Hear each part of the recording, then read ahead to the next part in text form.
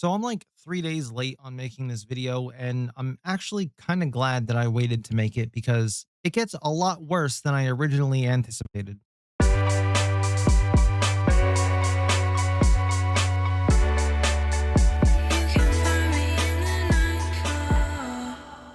Hey guys, Nightfall here, and I don't know how long this video is going to be. It was probably originally going to be like a 6 or 7 minute video, but now I'm just yapping to yap. I want to talk about the new map in Arc Raiders called Stella Montes. Now, let me get my disclaimer out of the way. I absolutely hate extraction shooters, although I do play this on occasion with friends.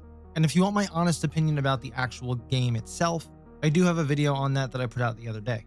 But this video, like I said, is specifically going to be talking about the new map, Stella Montes. Let's start with how they introduced the map and how we got it.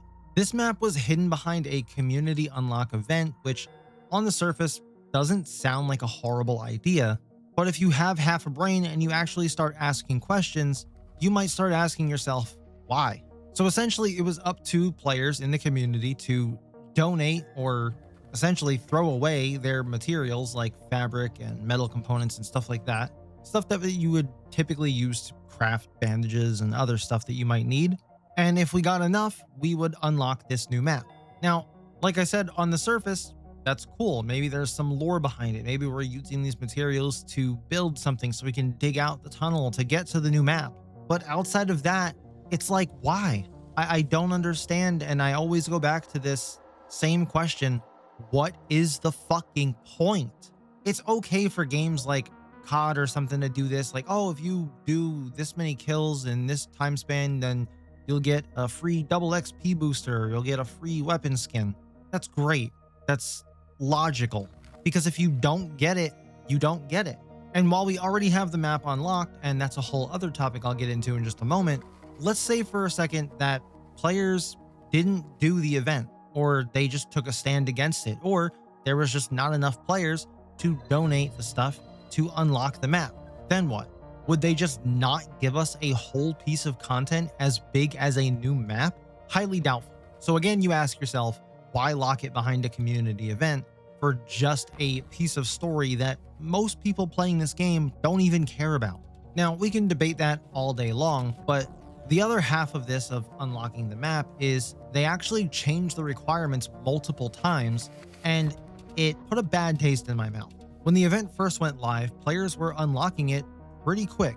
And that brings up a whole question for a whole other video that we could talk about, is if players just have all these materials that are just laying around that they're willing to part with, that they use to craft important things like bandages and stuff and weapon upgrades and stuff like that, maybe this game does need wipes.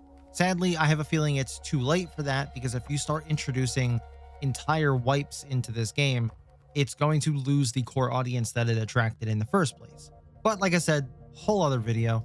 I mainly want to focus on them just changing the requirements and resetting the progress. Like, it just doesn't make sense. It seems like they already had a predetermined time and date on when they wanted to release the map, and they just catered the progress and the requirements to fit that timeline.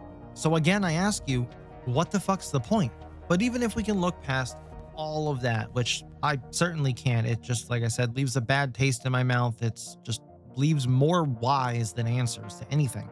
But anyway, we finally ended up getting the map, and it is a fucking disaster. Mainly the spawns are just horrendous. You die as soon as you load into a map.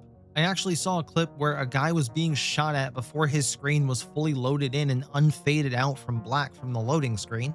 And I just don't understand how you fail at spawns on such a large piece of map.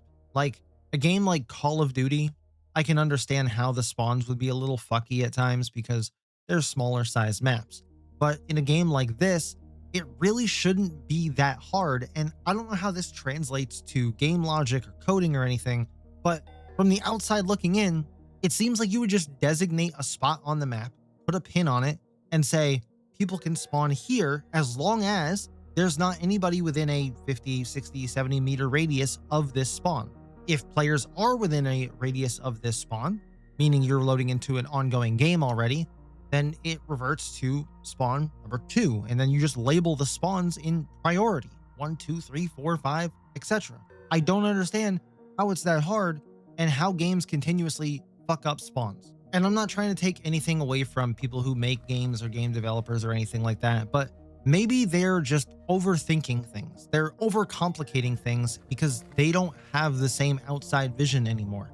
They're thinking in terms of coding and what the game is and how the game works and all that, instead of how it should work. You start confining yourself to these parameters within a code or within a game, and you start to get really restricted on what you can do and thinking outside the box, and it causes issues like this. And I'm sure this is going to spark a lot more debate. People are going to say I'm just hating on the game, and maybe I am. Maybe I just don't like extraction shooters. Maybe this game was marketed to me incorrectly. Maybe this isn't the extraction shooter for people who don't like extraction shooters. Maybe this is an extraction shooter for people who aren't good enough to play Tarkov. Maybe this is an extraction shooter for people who don't want realism like Arena Breakout. Maybe this is an extraction shooter for people who like games like Minecraft, where you just aimlessly run around to collect stuff, to craft a bunch of stuff, to craft other stuff, to craft more stuff so that you can level up and then potentially prestige, but maybe not. But then again, you might have to because you may have bricked your skill tree and then restart the game all over and do it again. For me, I don't see the point in that gameplay loop. It's not fun to me. It doesn't entertain me. It doesn't make me want to get out of bed every day and be like, oh boy, I can't wait to play Arc Raiders. It just doesn't. And maybe I just have small brain syndrome, but I don't understand how this could encapsulate so many people wanting to play games like this. And I'm still waiting for somebody to make it make sense to me, or at least try to, instead of, oh, you're just bad at that game, that's why you don't like it. If you have arguments like that, that just tells me that everything I said beforehand is probably true. So maybe somebody in the comments give me a coherent, well thought out, formulated response as to why you think this game is fun and why you devote so much time into it when there really is no end game. There really is no point to playing the game. And so far as I can tell, the new content that we've gotten has been lackluster. The skins in the store have been ass, and I'm talking like X-Defiant level ass, maybe worse. And the community events to unlock new maps just sounds like a bad idea. But let me know down in the comments. Hit the like button on the video to go piss off all the other Arc Blazers so this gets pushed to their feed. And I'll catch you guys in the next one.